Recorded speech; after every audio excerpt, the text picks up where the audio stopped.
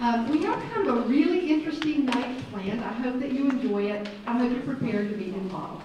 I did want to mention that before we get started, that we have one presenter who won't be with us. How many of you know Dee, who's the area complex director at Best and Downing? Did you know she fell and broke her leg today? Yeah, black ice apparently outside of one of the res halls, and unless she comes in a wheelchair at event, we'll assume that she won't be with us this evening. But be sure to say kind words to her because she's terrific. So tonight, we're culminating with our 6-star lecture for the year. Our theme this year has been Pursuing a Life Well Lived. And I'm not going to take time to really introduce people other than to give you their name, but I am going to start by reading you a poem that I think is really appropriate for the night. So it will kick us off a bit. It's called Landscape, and here it is. Isn't it plain the sheets of moss, except that they have no tongue, could lecture all day if they wanted about spiritual patience? Isn't it clear the black oaks along the path are standing as though they were the most fragile of flowers? Every morning I walk like this around the pond, thinking, if the doors of my heart ever close, I'm as good as dead. Every morning, so far, I'm alive. And now the crows break off from the rest of the darkness and burst up into the sky as though all night they had thought of what they would like their lives to be and imagined their strong, thick wings. And I thought that was really appropriate for tonight's session because tonight's about imagining, and for some of us reflecting backwards and then forwards as you reflect backwards and forwards. And joining me in our panel discussion this night is John Belkin from the Honors College. Take a bow.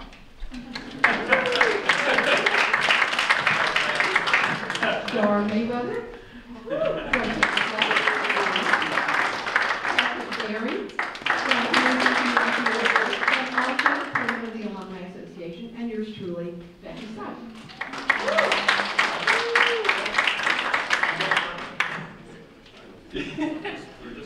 And in the theme of not having a predictable life, there is the handoff to the introduction to tonight's Star Lecture Series. Well, I think first of all, just to say thank you to Becky when she asked me to be on this panel. It's been a lot of fun working with Star Lecture Series for years. I think it's just a real honor to even be sitting in front of you here tonight to conclude this season for this year.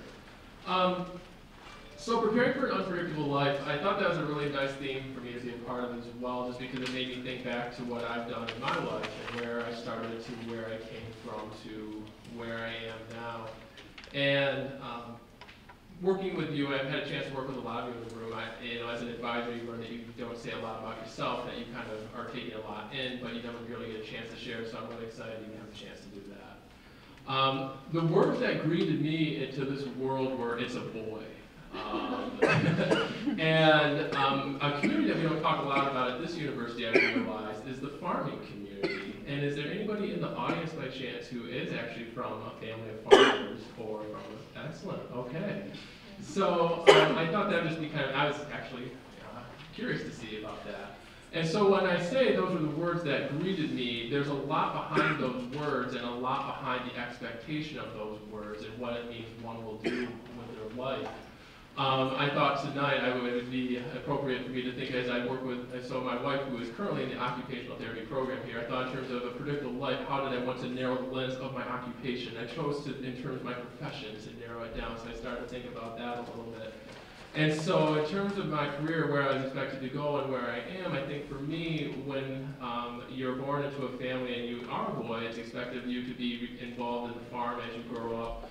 And it's kind of one of those fun things, like when you talk to somebody in terms of like, what your family comes from, like, one of the things that a family of farmers is kind of like, well, how many acres do you have? Like, every single farmer family knows exactly how many acres they have down to a T. And when you're out to my farming family, like, in terms of like, that's just a number that everybody knows. And that was what's expected me to do. And so it started to make me think about when I look back on where I started to where I am, in terms of where I got to being in front of you tonight working in higher education. I mean, so being involved in the farm was always something that was expected of me. I found my way when I was thinking back to the very first job that I actually thought I wanted to be as a police officer. I have no idea where that came from. I don't know if the boss man from the WWF days for anybody in the crowd. That might have had an influence on me. But in terms of the idea of being a farmer, that was always, I think, something that was just going to be expected to be part of the process.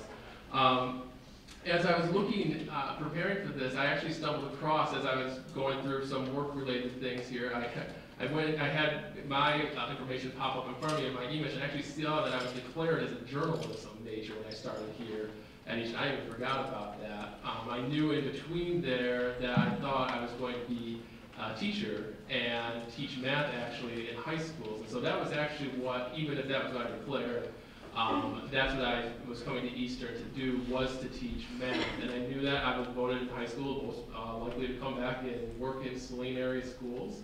And I had full intentions, and my family expected of me to go back and work in schools. My dad was a custodian for schools for 38 years. My mom was in schools. My sister teaches in schools. My cousins are in schools, and so like the idea of working in schools during the day and then working at the farm at night, that was what was expected of me. But when I came to college, I think the things that I had a chance to do while I was here really influenced me in terms of what I had the chance to be involved with. Things like, maybe we could get some snaps for anybody's involved in these different things. A new student orientation assistant, alternative breaks. President of how about student organization involvement? Nope. Good. And leadership.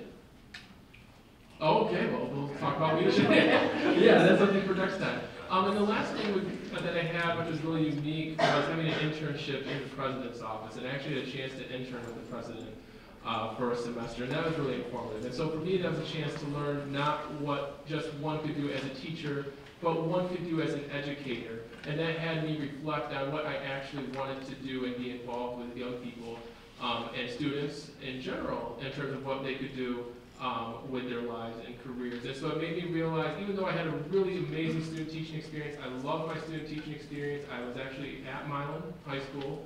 I loved that I had a chance to work with Cindy Hasselbring, if anybody had a chance to have her for their high school career. But I learned a lot from it. And I think student teaching has an incredibly valuable experience, the fact of the responsibility that comes with it, to work with a group of people, to have the chance to teach people new things. And it made me realize that I wanted to work with individuals, not necessarily just on math, but just in education as a whole. So I think on our second go around, I'll talk about maybe lessons learned from that. But I think in terms of summing it up for me, I know that's the SparkNote version of the life of John Felt journal. I think in terms of where you begin, and I have a chance to sit across from so many of you and hear about what you're intending to do in college, what you want to do, what has shaped you to want to do the things that you're here to do. And what's a true joy for me is to watch you discover maybe what you expected to come here to do, but then once you come to college and you start to do these experiences, maybe not necessarily the ones that I outlined, but the ones that you're finding on your own, and see how maybe those don't necessarily change the impact that you want to have, but the way in which you want to do it. And so that's a lot of fun for the work that I do now, which is why I know that I found the area of work that I do want to do with my career.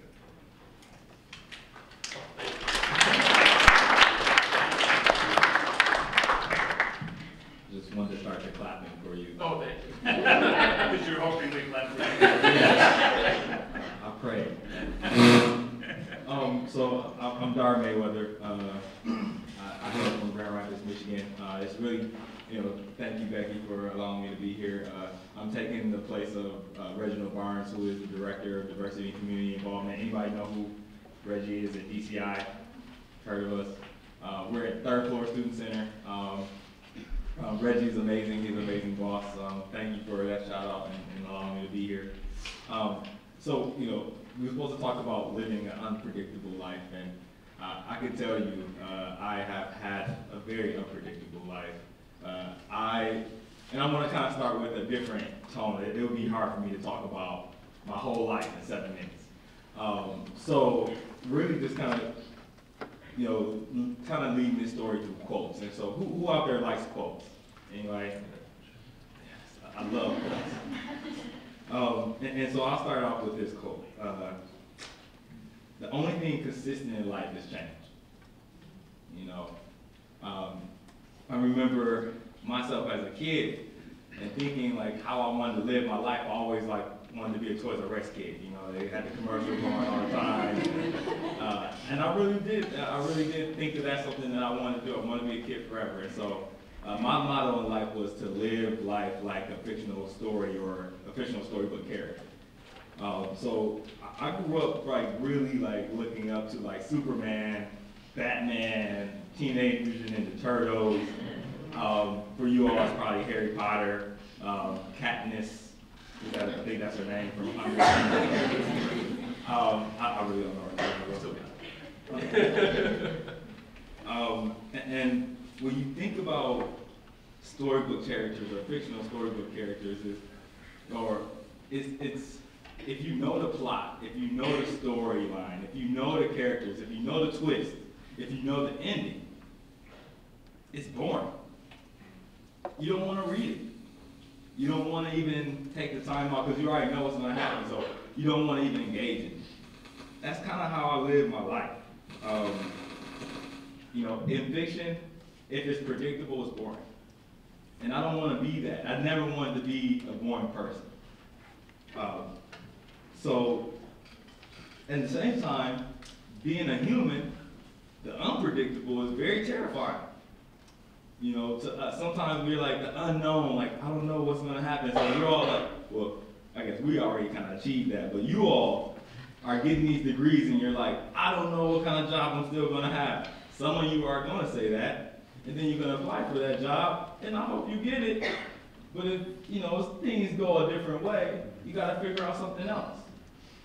That's kind of the process that we all had to go through, and you all will go through.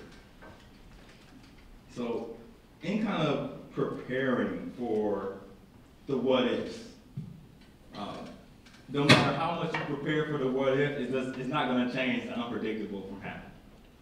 It's going to hit you, and you're going to have to problem solve. You're going to have to critically think. You're going to have to do things in a different way because you're becoming a different person. So for me, it's realizing that one thing, one moment, one day can totally change your life. That moment for me was recognizing that growing up, I loved the leadership that these characters shown in the comic books, in the TV shows, in the movies. It was something that, for them to step up and be courageous, I thought that was cool. You know, one of my favorite characters growing up was Lionel from the Thundercats. I know you can laugh, you can smile, it's totally okay. Like, I laugh at myself on that one. But he had a very amazing story to me, where, you know, his father died, and, you know, he had to lead these people, had to find the people first to lead them, and then he had to lead them because he was just the heir to the kingdom or what have you. But he had to learn so much stuff before he can actually lead. And that's what the characters kind of helped them, the other characters of the Thundercats, kind of helped them realize. So it's been a very cool part for myself to take the time to be courageous and get myself involved on campus. Coming from where I come from, there's not many black male leaders in positions. There's not many black male leaders in your community. There's not very black male leaders in leadership in student organizations. And so when I got to college, I was like, I'm going to try something different. I'm going to do something different. So clearly my first year, I really just focused on academics and playing Madden every day. You know, you couldn't beat me in 2005, 2004, which was the Madden curse at that time. So, you know, I don't know who was on the, maybe Mike Vick or somebody was on the cover then and he got injured. But my second year, I really was like, I'm going to get involved. I'm going to do something. And so I applied to become an RA. Any RAs out there? Any? Yes. Yes. That experience changed my entire life. And some people say, oh, it just changed my career. It just changed my college experience. No, like, it changed my life. Being the person that 40 to 50 people came to every day to get assistance was something very new for me, especially I grew up an only child. I mean, I have other older brothers and sisters, but they're my father's kids. It was something that showed me that I had the skill to lead people in the right direction. I had the skill to help people gain goals and deal with this unpredictable life and all the ambiguous stuff that can happen in it. And so that's kind of my take on, living a life of unpredictability is really just being courageous and taking, putting yourself out there. So I'm going to end it there. Thank you.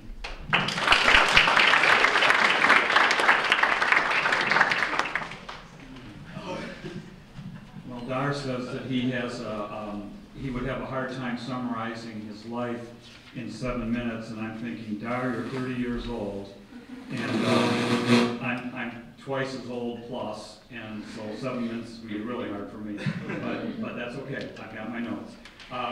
So I'm, like everyone here today, I'm really happy to be here, and I was really thrilled to meet these people and have an opportunity to come in and talk with you. I have several students in here, former and present, and so hopefully I kind of look and sound the same way as I mostly do in class, because I think it's good to be consistent. So I'll start out by telling you something that a lot of people don't know about me, and that is at the end of my junior year, I went to a small private Catholic high school, and at the end of my junior year, I got a letter in the mail after the year ended and said, you're not welcome to come back next year.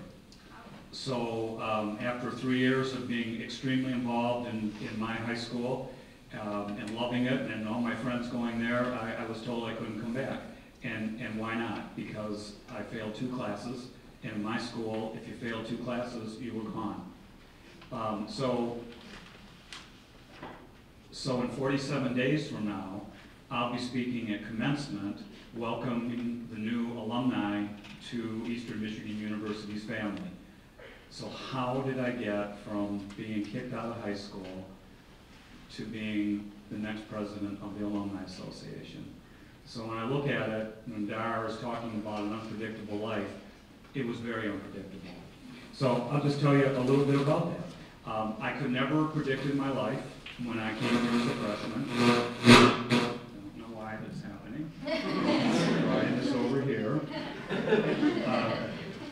So I failed algebra and chemistry my junior year, and I'll tell you a little bit more about that in the second segment, and got dismissed and had the worst summer of my life, thinking I was never going to come back to my high school.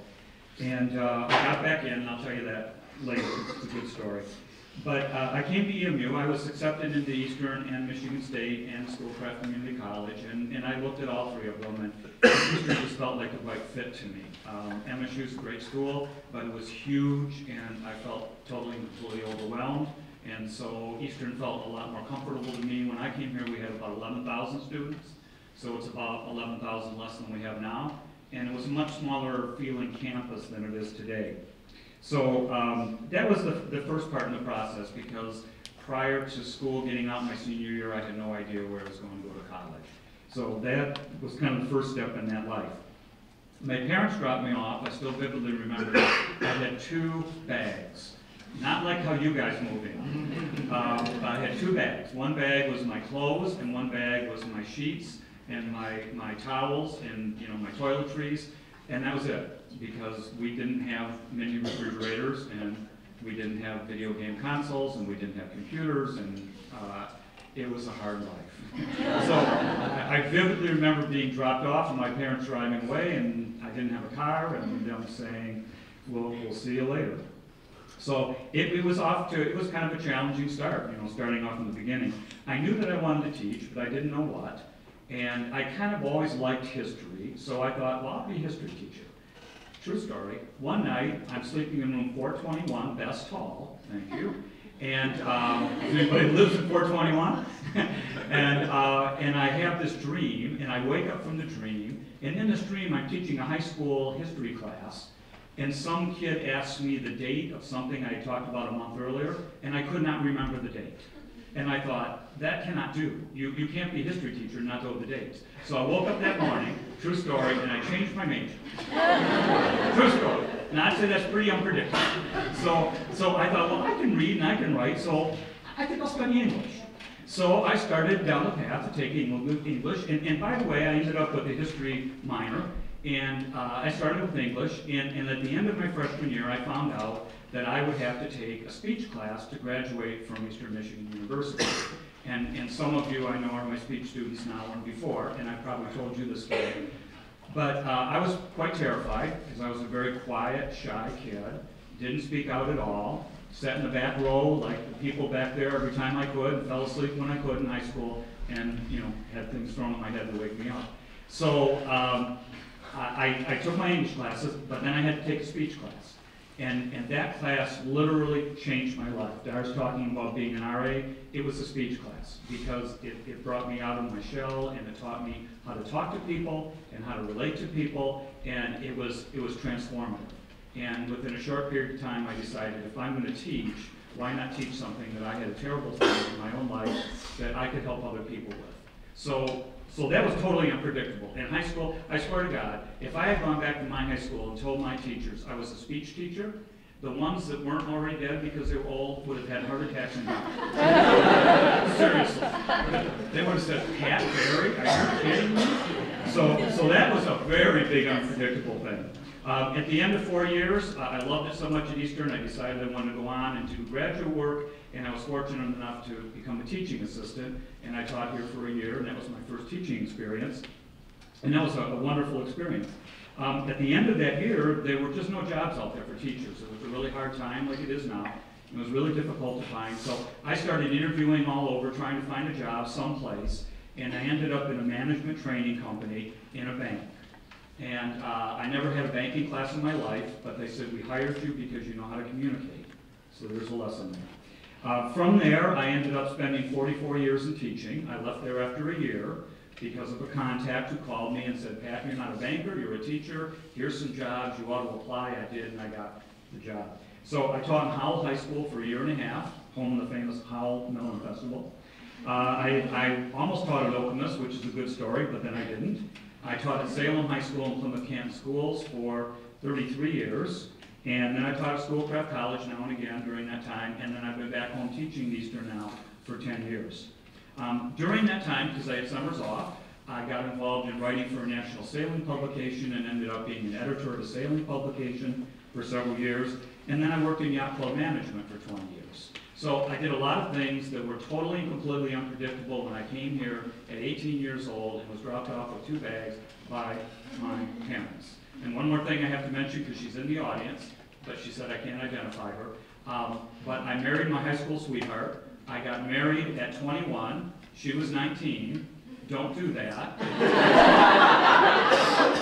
It's worked for us for 44 and a half years, thank goodness. But don't do that. And I told my own kids, if you ever talk about that, we're locking you in the basement until you get older and gain your sanity. Thank you.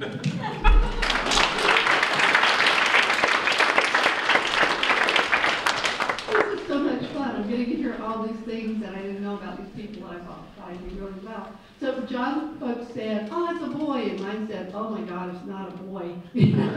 Same story, farm family, middle of the Carolinas, hot, oh my gosh.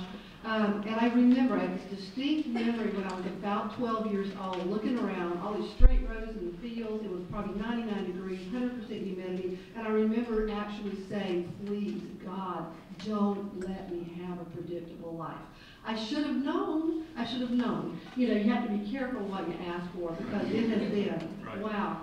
So I came out of high school. I managed to get $1,600 in scholarships, $1,000 one place a year, and $600, and believe it or not, back in the dark ages, you could go to college. Yes. You could pay room, board, tuition, buy your books, and almost have $150 left over for clothes for the year. And I did it. And at the University of North Carolina, Charlotte at that time, you could take 15 credits and it cost a certain amount, but if you took more than that, it didn't cost anymore.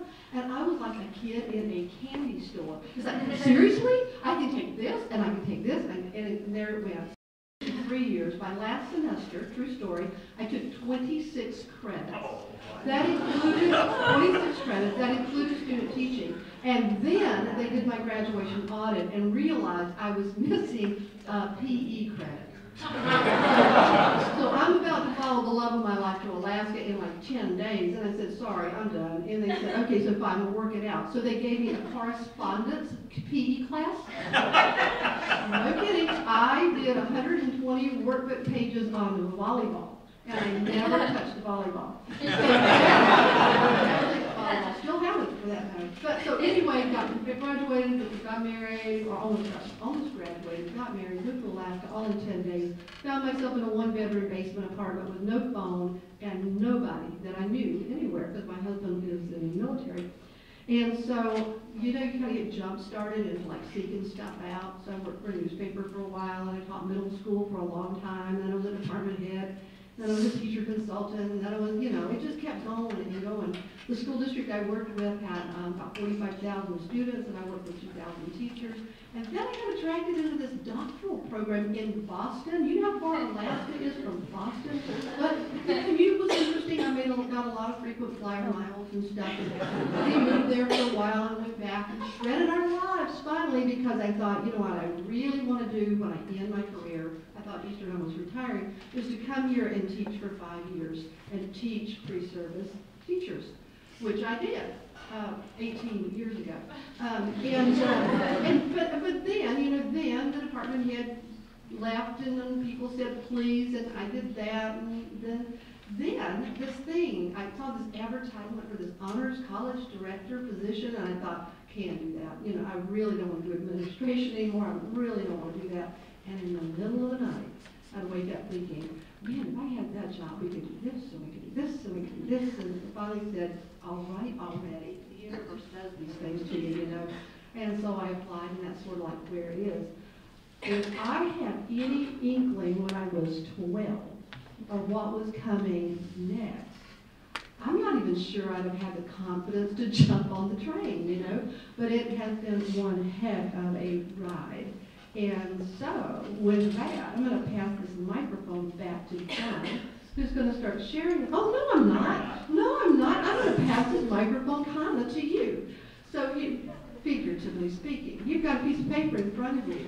And I know you're not nearly as old as I am, but I know since you left home as a high school student, something has happened. Something has happened that has been unpredictable. It might have been several things already that you just didn't envision. Something you've experienced, something you've encountered. I want you to take about 1 minute, no more, to jot down just a couple of two-word kind of things about that. What was it? What's been unpredictable since you left home from your senior year of high school? And in 1 minute, you're our timekeeper. 1 minute, we will bring you back and do something. Who has something that I thought was just really, really cool that you'd be willing to share for 30 seconds? Don't be afraid. I started off high school, graduating high school, thinking I was going to be an English major and end up being an editor. And then I took an elective German class in high school, and now I'm a German major studying abroad for 6 months next year. There you go. Wow, that's really cool. That's really cool. How about somebody else? She does. Okay. You're a volunteer. I mean, it's not that interesting. I joined the sorority. I would have never done that in my life ever before I came here, and I love it. And I've changed my major probably like 5 times each year. Yeah, I have no idea what I want to do. That's it. Okay. Anybody else? Really quickly want to share something so far? We'll have other times for you to talk. Yes, ma'am. I joined the Mixed Martial Arts Club. I joined mixed martial arts club. I never did anything like that, like before I did competitive cheerleading, and it was just, I made friends and it sounded cool, and I never expected to love it as much as I did. That was really cool. Well, I thank the three people who shared, and we'll hear from other people in a little bit, but now I'm going to turn, really this time I'm going to turn the mic back over to John, who's going to address the topic, and this I think is the important part of the evening, is, so what made it possible? What made it possible for you to navigate this unpredictable life, Mr. Felton? Okay. So, I think in terms of what made it possible, maybe shifting it into what we call a pivot to what we learned, was kind of what I wanted to touch on as well. I think though, as far as like what made it possible is, I wrote down a few things. Is first of all, love. I wish I had a little bit more time to elaborate on the surroundings as far as I was going through the different things, but like I started with, it's a boy was what was greeted to me, even though it may not have been understood. Maybe some of you are in college doing programs that your families don't have any idea what you're doing, or what you want to do someday. But for me, I had the privilege to have family members who love me no matter what. In that same vein, faith, sometimes you have to have faith in yourself. You may be going off and doing something that nobody in your family has ever done before. You may be the first person in your family to go to college. And I remember for me, coming from a family of individuals who were involved in schools, whether it be custodian to teacher, I would be going on to gain a master's degree, and from my family's perspective, that meant that I was going on to be a principal, and why do you think you're better than being a teacher? Why do you want to be a principal so fast? Oh, no, that's not what I do. So if you ask somebody who works in higher education, like their story of getting a master's degree in higher ed, like that's like the common story is they have to explain that you're not going to become a principal.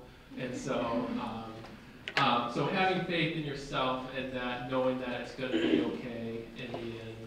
I think in terms of just kind of maybe here taking the pivot to what I want to talk about, as far as I have three things that I thought maybe would sum up as far as what I learned. Don't pass up opportunities. And so what I mean by that is that when I came to college after settling in on being a secondary ed math major, is that I pursued things that maybe didn't fit directly in line with what are the direct things and skills that I need to become a math teacher. And that ranges from things like I mentioned before, alternative spring breaks, being involved in student organization, the internship. If there's a really exciting thing that you can do that's in front of you in that day, at that time, go for it. Because I promise no matter what you're doing, if you can gain positive things from it, develop things like Pat was mentioning, communication skills, teamwork skills, written communication skills, you will need those no matter what you're doing. And so having a chance to do that will be really helpful. For me, the thing that I take a lot of pride in that I was able to do while I was in undergrad was write 2 senior theses. I was a graduate of the Honors College. I graduated with triple honors, departmental honors in literature, math, and university honors. The one I take a lot of pride in is my thesis on Satan that I wrote with Sandy Norton from Paradise Lost. I hope I get a chance next year with Star Lecture Series to maybe elaborate on that and what that experience was all about, and that journey of going to hell and back with Sandy, as she and I like to reminisce on. But that, in terms of how that was going to make me a math teacher, it didn't, but it made me directly, per se, but it did make me a better scholar and have a deeper appreciation for education.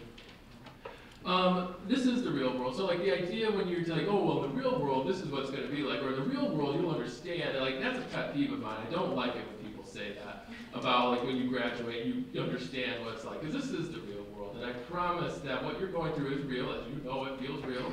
I've learned that too. But what I really came away with when I was in graduate school, I saw a difference between people who went from undergrad directly to grad versus undergrad work then grad. Those who went undergrad work then grad, they tend to have those things like logistics and money and, you know, those not fun things get in the way of being creative as far as like, well, this would never work for a program, or there would never be any money, or the provost would never support that coming from my work in terms of in higher ed. So I would hear that from students, and I noticed that trend versus those who went directly into graduate school from undergrad. The idea of being creative, innovative, not letting things like that get in the way. And what you're learning through this time, through your experience, is these morals and ethics and philosophies that you're shaping, developing, these are what you're going to carry with you to the workforce and when you're going into graduate school. And these are what are going to be with you every day as you're making decisions, as you encounter things. Maybe they are a little ambiguous, maybe they're a little different than what you had directly from the past, but you're going to be reminded of the things that you experience now, what you're going through right now. And these are what are going to be guiding you with the decision making that you have to do as a leader in the future.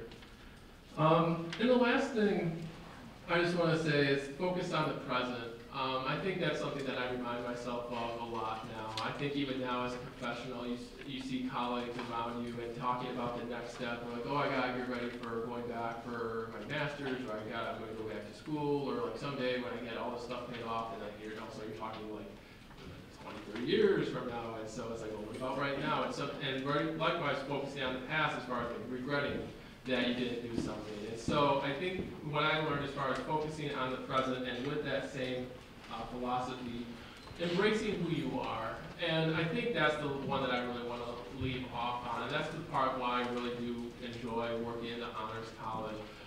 College in general is about discovering who you are, things that you may not even know exist. But I think of not only just discovering who you are, but embracing who you are. And I remember growing up, I loved numbers. I just absolutely loved calculations. I would get the newspaper out back in the day. I didn't have the internet in my house, and so like I would get the newspaper from my mailbox, and I would look up box scores from the previous night, and I would calculate free throw percentages, rushing yards per attempt of athletes. And I would, if I didn't know it, I was going to get my calculator out and I was going to learn it. And you just start to learn what's the percentage of 9 out of 14, 9 out of 16, 11 carries, 37 yards, completed 28 out of 43 passes. And you just start to embrace that. And like, yeah, I know I mean, some people, whoa, man. But at the same time, bear with me here on this. At the same time, I found that to be really thematic for what I wanted to do, and that when you have a chance, when you go on later on to write a thesis on something like, say, when you're going to be a math teacher, you find that you will find people at college who have similar interests to your own, and if you don't, that just means you have an original research topic that you can make your dissertation if you want to get a PhD. I've never